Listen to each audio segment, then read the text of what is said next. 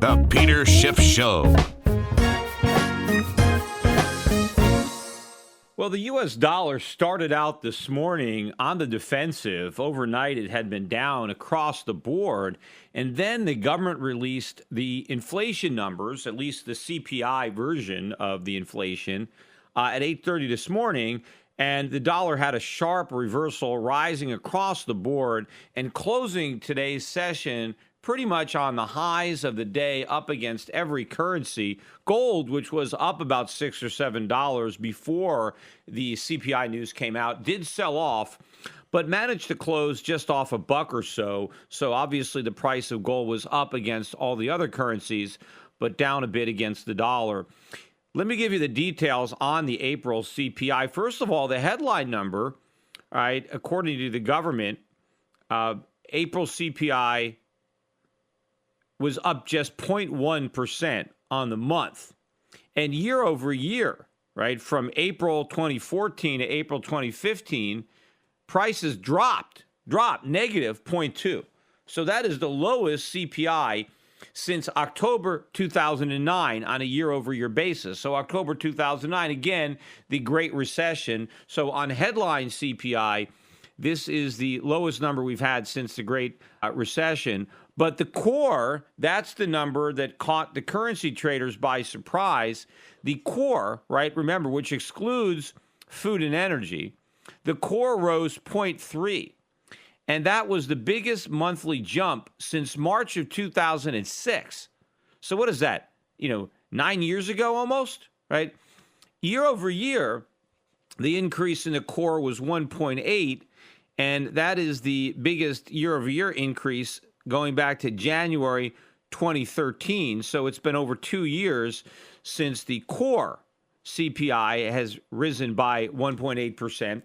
Now, this sent the dollar up on the anticipation or expectation that this makes a rate hike more likely. After all, increasing consumer prices, well, that's one of the Fed's benchmarks, right? If inflation comes up to that 2% level, they might raise rates. But I think that goalpost is just as real as the 6.5% unemployment goalpost. If we ever approach it, it will be moved back. Traders still haven't figured that out. Interestingly enough, the biggest factor behind the 0.3% rise in the core was the 0.7% spike in healthcare costs, medical costs. That's the biggest monthly increase since January 2007. That is prior to Obamacare. So Obamacare was supposed to bring healthcare costs down, and now they're spiking. And by the way, that's also one of the reasons that consumers didn't get a bigger benefit from cheaper gas, is they spent the savings on more expensive healthcare. Although now gasoline prices are rising along with healthcare and the price of everything else. So I don't think that this makes it more likely that the Fed's going to raise rates. First of all, I don't think they're going to raise rates, so I don't think the likelihood is impacted. But also, if consumers are forced to spend more of their diminishing incomes on health care, they have less money to spend on other things. So rising healthcare costs and other costs will slow consumer spending, which weakens the economy and undermines employment. So if the Fed is worried about employment and economic growth, higher inflation actually is an impediment to those things, and so may be another reason that we end up getting a QE4. Now, the Fed followed this up, right, with a press conference. Janet Yellen was in Rhode Island giving a talk later that afternoon, and all of the media coverage was on, Janet Yellen promises to raise rates. She did nothing of the sort. It was the same old, same old. She said that higher rates would be appropriate later this year. She didn't say when. She didn't say June. She just said later this year, provided that the economy continues to improve along the lines that the Fed expects. Now, exactly what those lines are, we don't know, because the Fed doesn't want to tell us, because they don't want to put themselves in a corner, right, where they actually have to raise rates.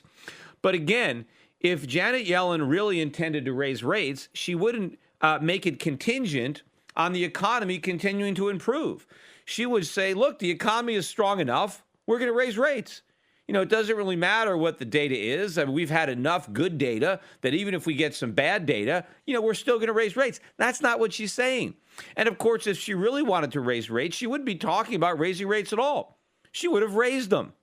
Again, the main reason she wants to talk about raising rates is to pretend that she can and to try to pretend that the economy is stronger than it is. That's part of the open mouth operation. Rather than acknowledging how weak the economy is. And I mentioned before in this podcast, now they want to go back and change the way they calculate GDP so they can continue the pretense on a whole nother level. But they also don't want to admit that raising rates is impossible without pricking the bubble that they don't want to admit exists. So the last thing they really want to do is raise rates. But also, by getting everybody so excited about a rate hike and so convinced that it's coming, when the Fed actually calls it off, right, when they have to acknowledge that they are surprised by some unexpected weakness in the economy, right, that just merely postponing the rate hike that everybody think is inevitable, that in and of itself may count as an easing. I mean, it may buy the Fed some time between the calling off or the postponement of the rate hike and the launching of QE4, right, which is, of course, the Fed's game plan. It's all about extend and pretend. Whatever they can do to delay the inevitable, slow down the process, they're going to do. But the fact that inflation is heating up just as the economy is cooling down should not be a positive sign. I mean, this is stagflation, right? Why are they going to be happy about that? Because all the economic data has been soft, and now we're getting higher inflation news. What's ironic, too, is when the media describes the higher inflation news, they put that in the context of good news, right? Because the Fed has said, hey, we want more inflation. And so if we've got more inflation, that must be good news. No, that's bad news. The last thing that Americans want to hear who are struggling to get by on their part-time jobs and their minimum wage, the last thing they want to know is the cost of living is going to go up. But somehow this is considered good news. But I want to get to the economic news that came out yesterday, because yesterday was probably one of the worst days for economic news. I think we had about maybe 7 or 8 reports that came out, and every single one was negative except for the leading economic indicators, which was positive, but that could very well be misleading. But let's go into the other data points that came out yesterday to have an idea of just how weak the economy is. First, we got the unemployment numbers. And this is the first time in a few weeks that the weekly unemployment numbers actually came out higher than they were expecting. We got 274,000 claims, up from 264,000 last week. They were expecting a rise to 270. This is still a very low number. But again, as I postulated on an earlier podcast, one of the main reasons that so few people are being fired is because so few people are being hired. You can't lose a job unless you get a job. And if nobody is getting hired, then it stands to reason that fewer people would be getting fired. Nobody is really talking about that aspect of it. We also got the Chicago Fed National Activities Index, and that was down really big in March, down 0.42. Now, they revised it to a slightly less horrendous drop of 0.36. Still a very big drop for April. But everybody was looking for April to bounce back. They were looking for positive 0.1. Didn't get it. Another negative. They got negative 0.15 for that index.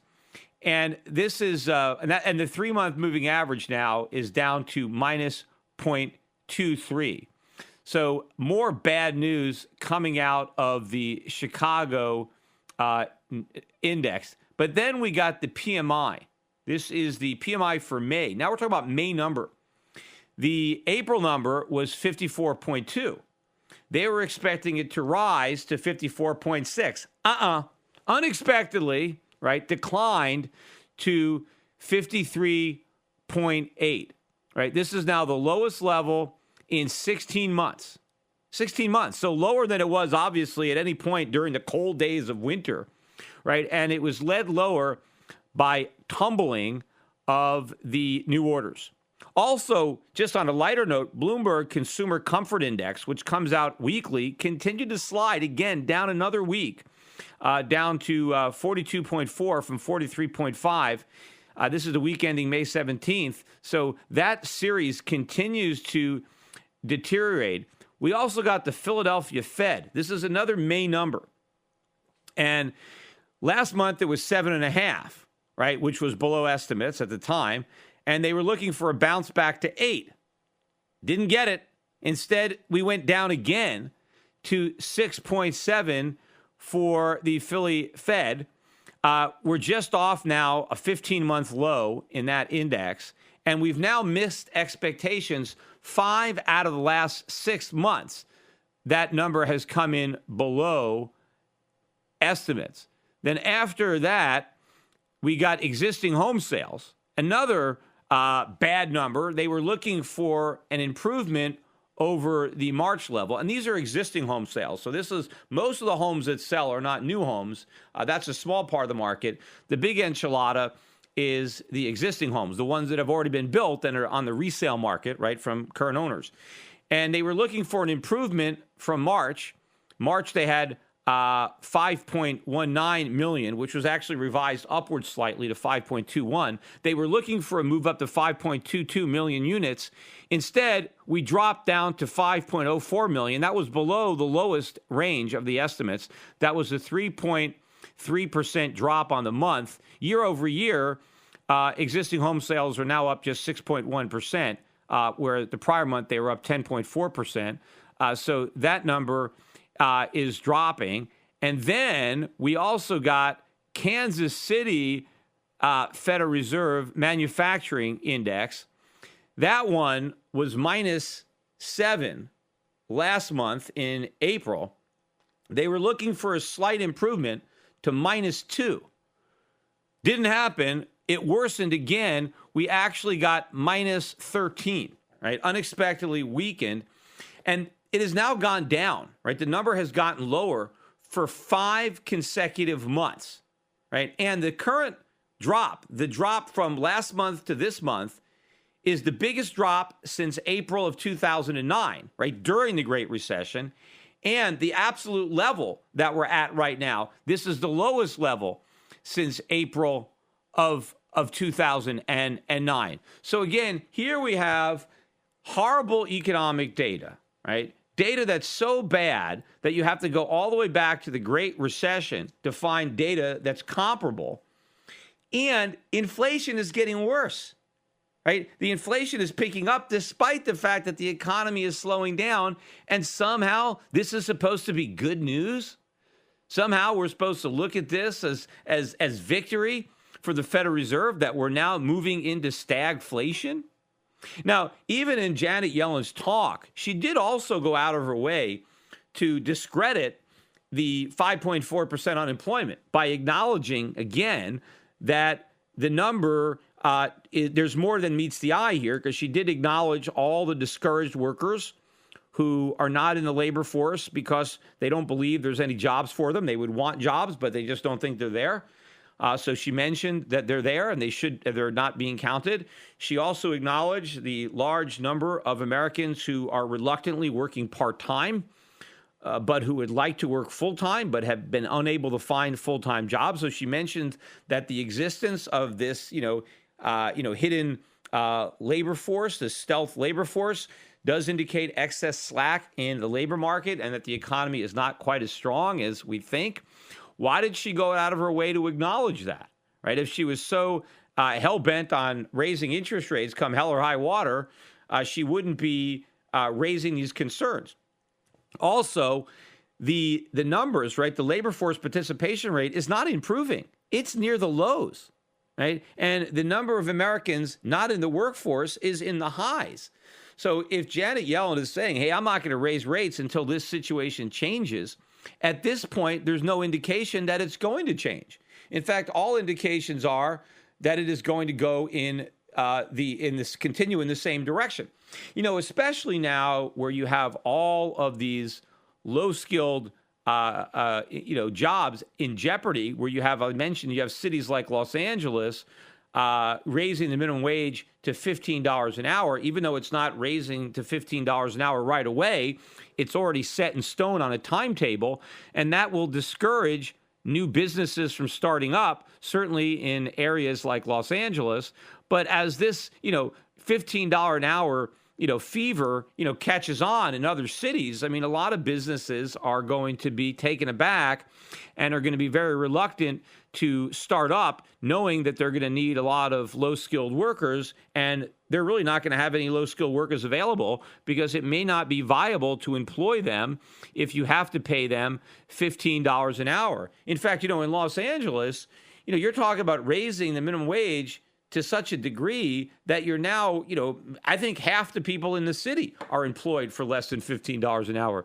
And there are people that think, well, we have no precedent for what's going to happen with minimum wage hike that big. We do have precedent in our own country, both in Puerto Rico way back in the 30s and in American Samoa more recently. And we know that it's decimating to your economy. You have 30% unemployment when you do something like that.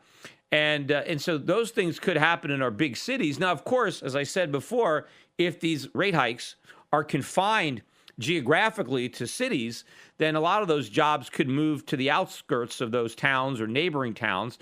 But a lot of these people may not be very mobile, and they may not have the financial means to commute to one of these low-paying jobs. And of course, if you got a low-paying job, you can't really afford a big commute because you're going to end up losing or giving up most of your income just in transportation costs.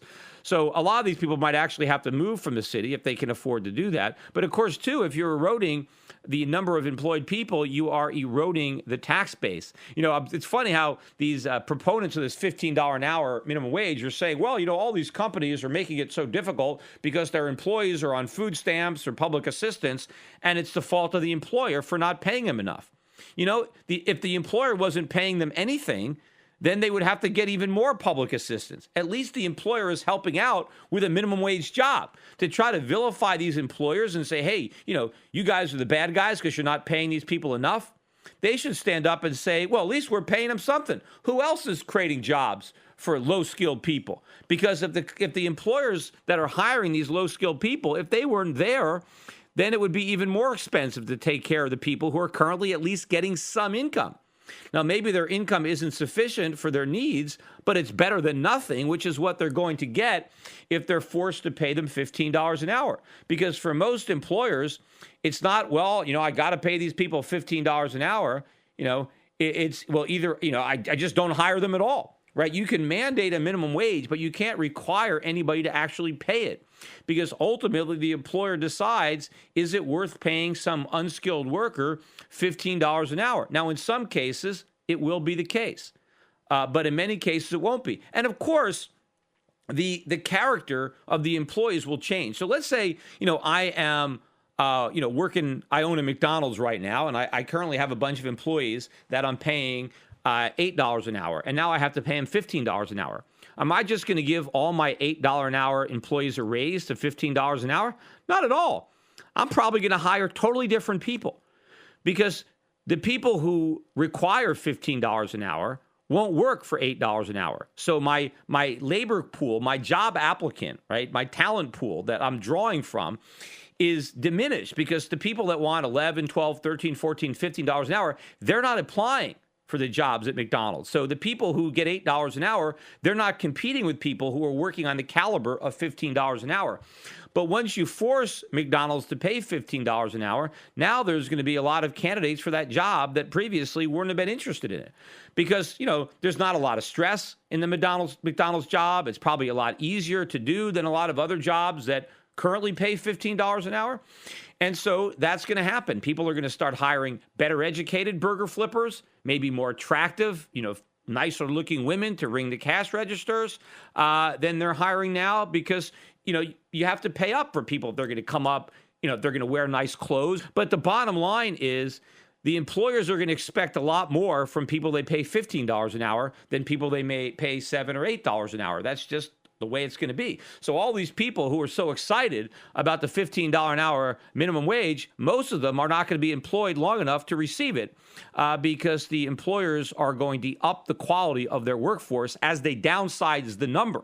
Because, too, as they start hiring more competent people, those people are probably going to be more efficient at their jobs, too. They'll be able to work faster, be more productive than the lower place people. And of course, ultimately, the real movement is going to be towards automation, towards robotics, and things like that as employers look to substitute capital, computers, technology for ever increasing labor costs. And again, it's not just that $15 an hour. It's the workman's comp.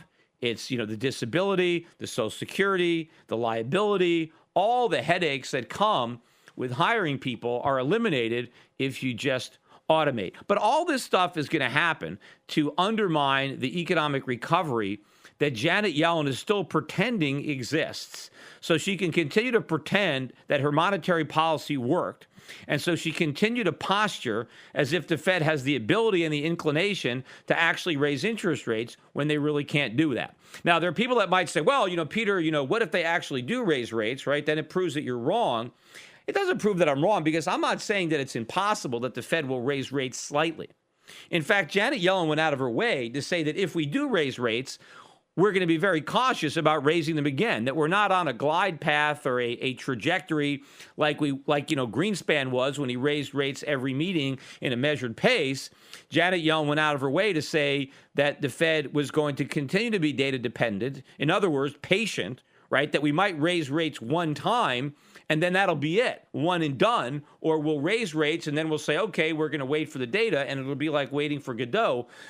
The reason I think that is less likely, I'm not saying it's impossible. The Fed couldn't, do that as a head fake, like, oh, okay, we're going to raise rates as if they actually did something. I just think that is a riskier strategy for the Fed than not raising rates at all, because I think if they raise rates even to a quarter of a point and then the markets tank or the economy goes back into a recession, they look even more foolish because now they have to acknowledge that their last rate hike was wrong. Right? That they were premature, that they acted hastily. And in fact, if they raise rates a little bit and then the markets tank and the economy rolls over and they want to blame it on the rate hike, then it makes the Fed look even weaker in their ability to raise rates in the future, which exposes the fallacy of this whole recovery. So I think it's better for the Fed to continue to not raise rates at all, pretend they're going to do it, and then if the data they can always blame the data. Hey, we were going to do it. We were ready to do it. But then unexpectedly, this thing happened. And so now we have to delay the hike. I just think that's going to be an easier way for the Fed to save face. Now, some people think, well, if they don't raise rates, they lose face because they've been promising a rate hike. That's the key. They haven't actually promised to do anything, because they've always made it data dependent without defining exactly what the data is that they're depending on, because they can read it any way they want. They can massage it however they want so that they can always have an excuse not to raise rates, theoretically, without losing face.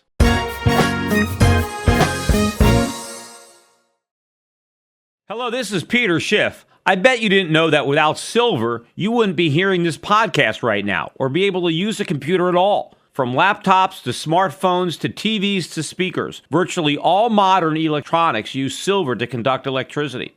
Did you know that the average solar panel uses 2/3 of an ounce of silver to function? And the solar industry is expanding dramatically, not just in America, but in booming developing nations like China and India.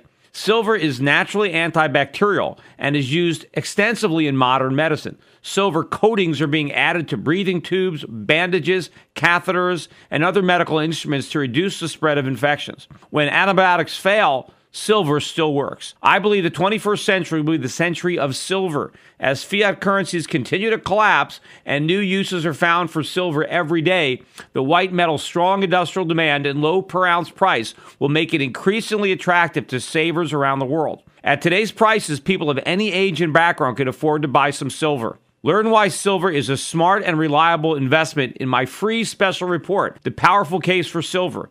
Visit schiffsilver.com and download it now. The Powerful Case for Silver includes information about silver's amazing chemical properties. It also explains why I believe silver may outperform gold in the coming years. Download The Powerful Case for Silver and educate yourself, your friends, and your family about the white metal. Just visit schiffsilver.com to download my free report. That's schiffsilver.com.